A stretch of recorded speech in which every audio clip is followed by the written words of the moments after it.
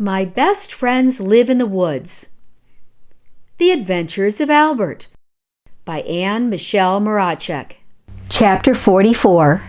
Maybe later.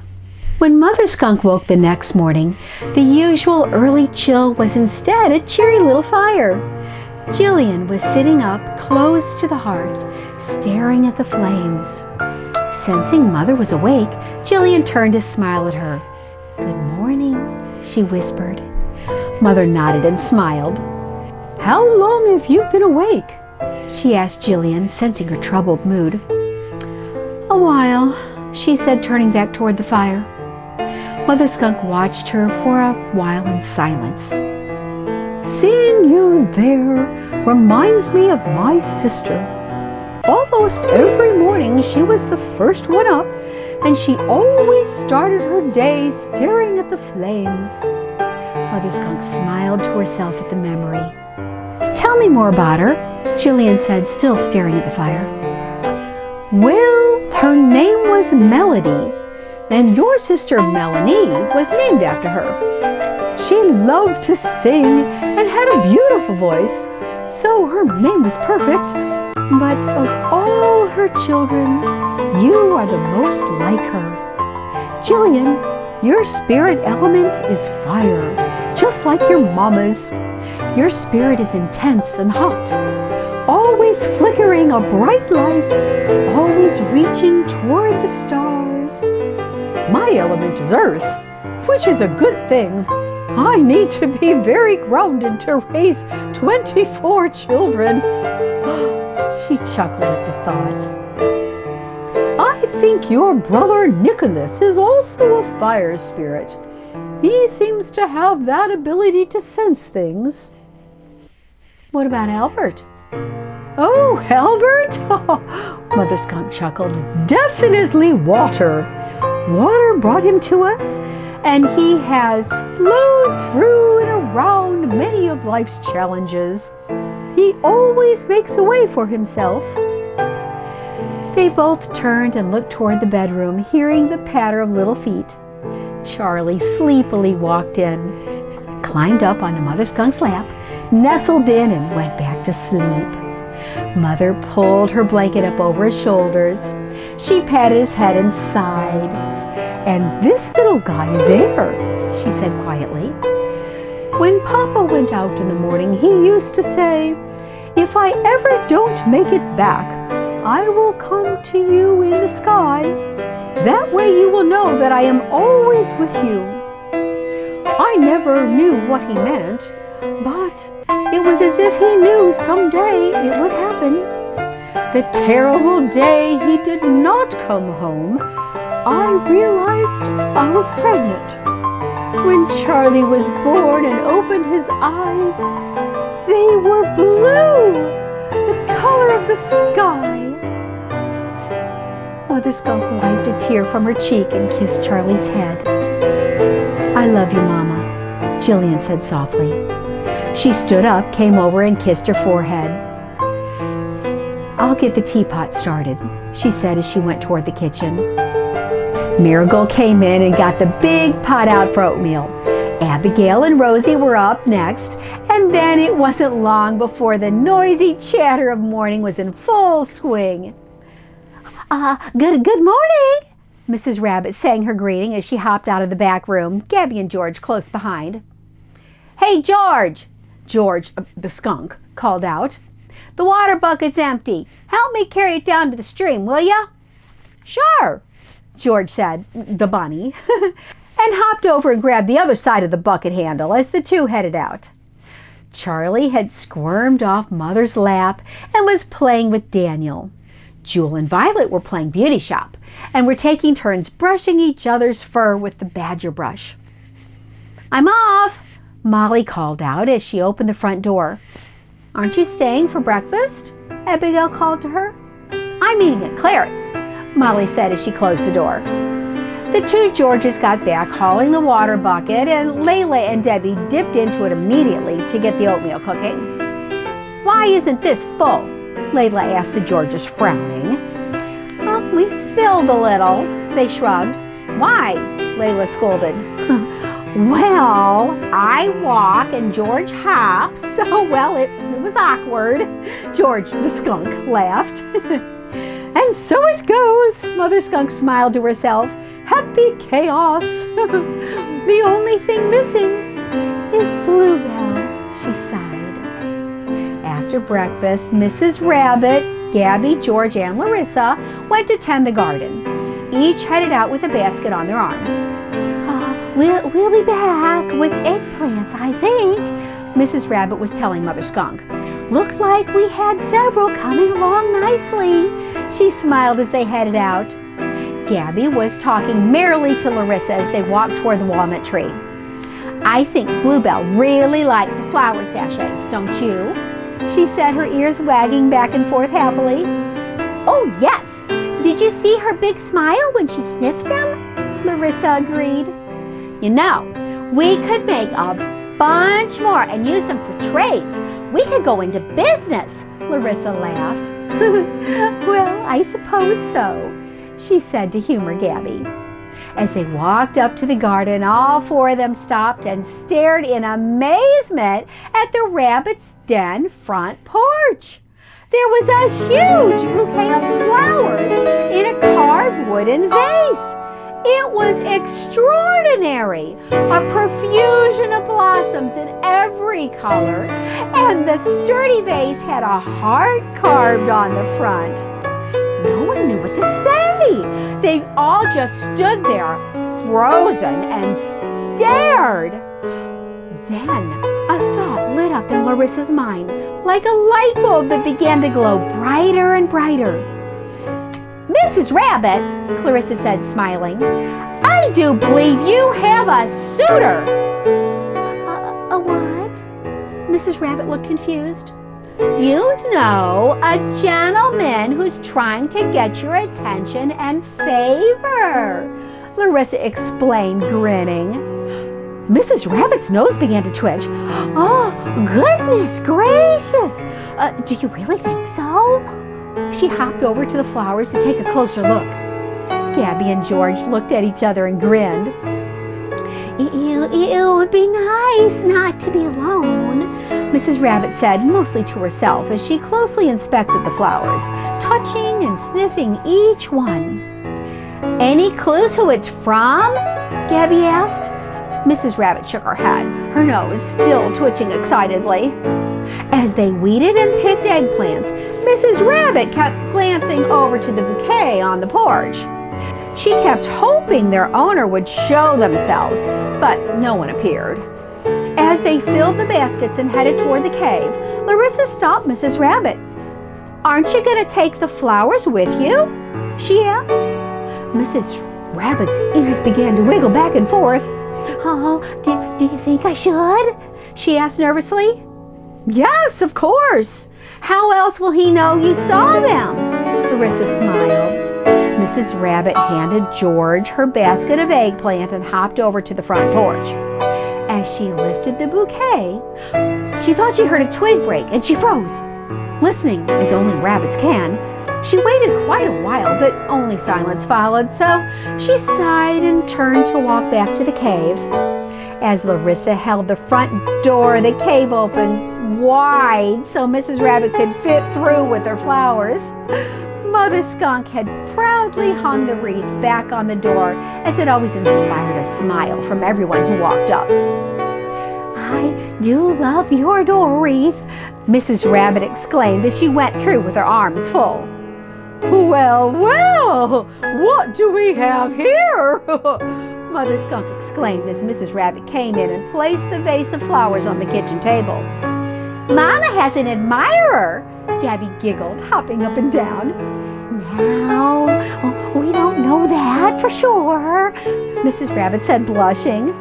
It must be. Why else would someone leave flowers on your porch? Larissa insisted. Did you see anyone? Mother Skunk asked excitedly as she came over to get a better look at the bouquet. Mrs. Rabbit shook her head. No, but I thought I might have heard someone, but then again, probably not. She sighed. Well, it's very exciting, Mother Skunk said as she added a bit more water to the vase. "Better keep these wet," she smiled. Then she noticed the heart carved on the vase. "Well, someone went to a lot of effort to make this," she said, her eyes sparkling. "Thank you for the eggplants. Let's get lunch going," she said as she got out the cutting board. As Mrs. Rabbit and Mother Skunk busied themselves with the eggplants, Bluebell and Benjamin came in the front door. "Bluebell!" Charlie yelled and ran to her, crashing into her legs with a huge hug. "Hello, sweet one," Bluebell said, laughing and patting his head. Her other siblings weren't far behind, everyone running up and all asking questions at once. Was the new bed comfortable? Did the skylight leak? Did the sachets make the house smell like flowers? Will you bake me cookies? Bluebell laughed. Let's see. Yes, no, yes, and maybe later. Benjamin handed Marigold a basket full of acorns. We thought these might be nice with lunch, he smiled. Mother Skunk clapped her hands when she saw them. Oh, lovely! We can make roasted acorn stuffing for the eggplants.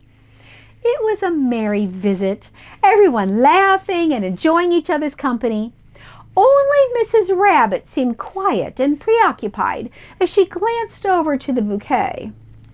You will see your secret admirer, I'm sure you will, Gabby said to her mother, noticing her sullen mood as she glanced at the bouquet. Mrs. Rabbit nodded. Maybe later, she sighed. Meanwhile, Molly and Clara were helping with lunch preparations at Clara's house. They had a little fire going and the soup pot on. This is the last of the dried purple dead nettles, she said as she stirred them with her long-handled wooden spoon. Should I add some dried morels?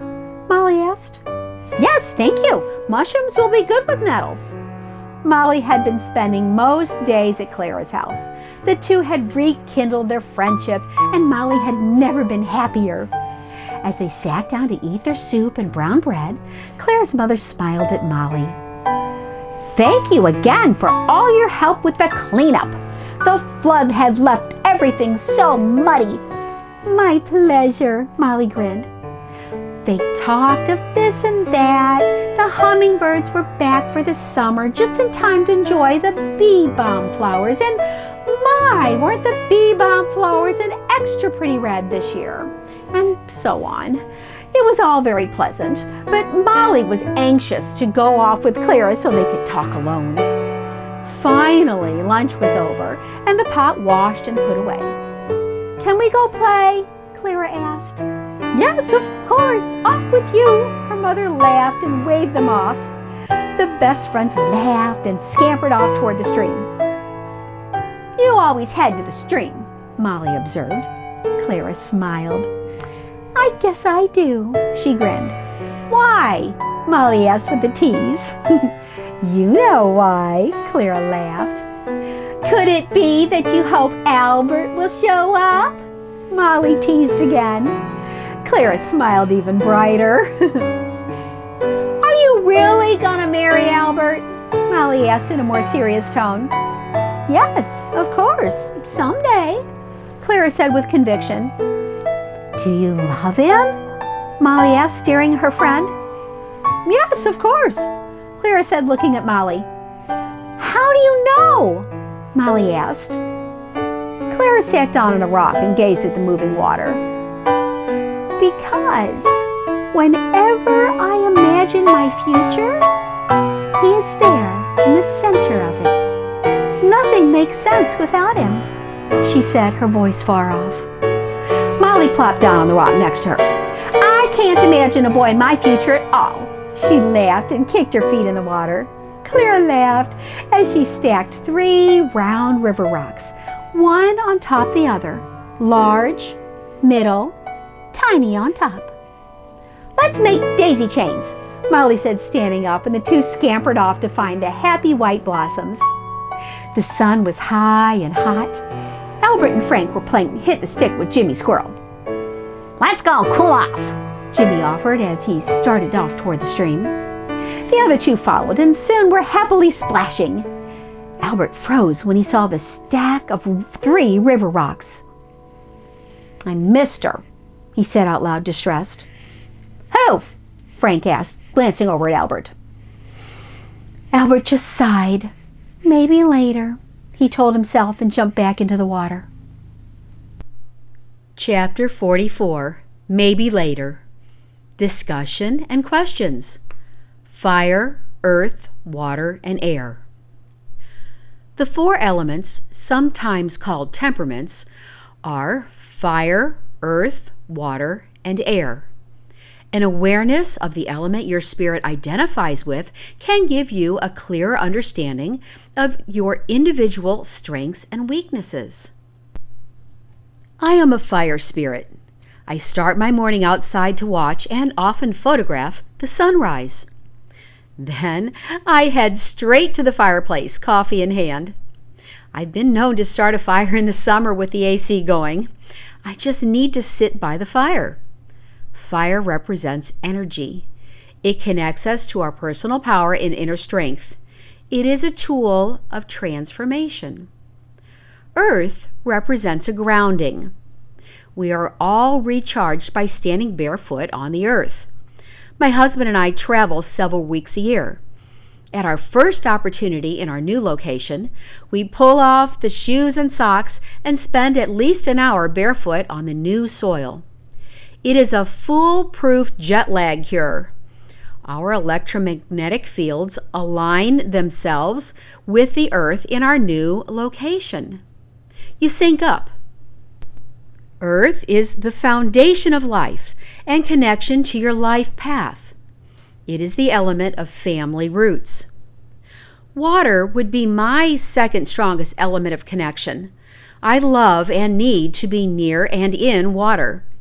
Long showers, dips in the hot tub, installing a waterfall, stream, and pond in our backyard all help my spirit. Water represents emotional release and intuition. It is the element of inner reflection.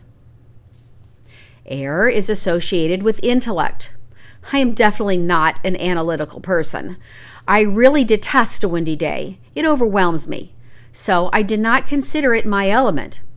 It is associated with mental intention and connection to universal life force. I do, however, feel quite connected to and aware of universal life force. So, as you can see, there is much room for personal interpretation and there are many overlaps. Question 1. Is there a place you are drawn to over and over again? Question 2.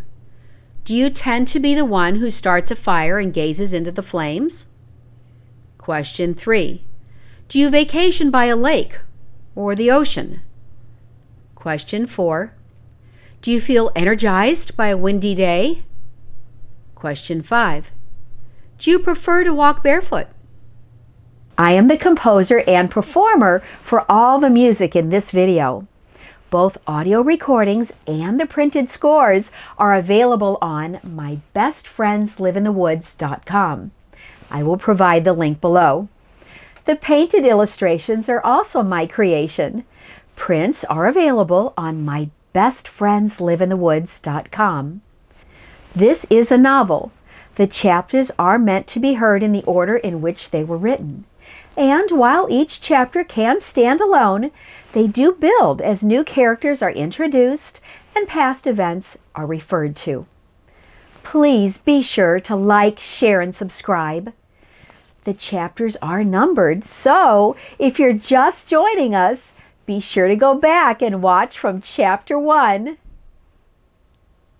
In a dream, in a trance, my spirit flies to the pink horizon of a